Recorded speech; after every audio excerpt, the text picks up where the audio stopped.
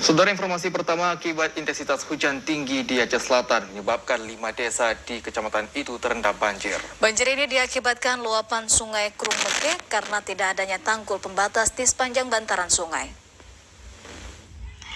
Pasca intensitas hujan tinggi yang mengguyur Kabupaten Aceh Selatan pada Rabu kemarin sekitar pukul 14 hingga pukul 19:32 waktu Indonesia Barat mengakibatkan debit air sungai meluap ke pemukiman penduduk di Kabupaten Aceh Selatan sehingga mengakibatkan beberapa kecamatan di wilayah itu terendam banjir.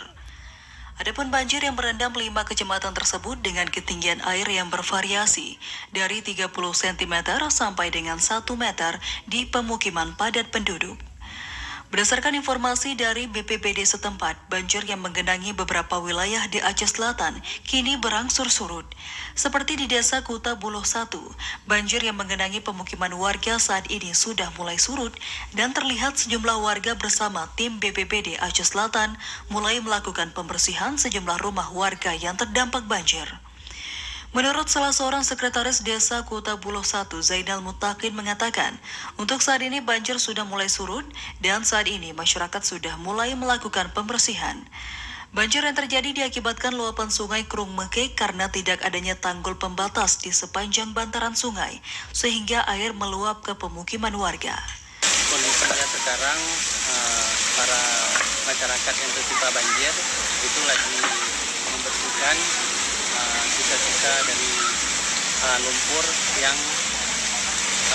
terjadinya banjir. Alhamdulillah dari semalam sekitar jam 22 air sudah mulai turun. Untuk kerugian itu taksirannya memang barang itu lebih kurang sekitar 30 juta atau 50 juta. 50 juta mana? Sekdes berharap adanya penanganan tanggul di bantaran sungai Krung Mekeh sepanjang 150 meter agar setiap memasuki musim hujan tidak terjadinya banjir luapan air ke pemukiman warga dan mereka berharap agar secepatnya dapat ditangani oleh pemerintah terkait. Dari Aceh Selatan, Asrul Yadi, TVRI Aceh melaporkan.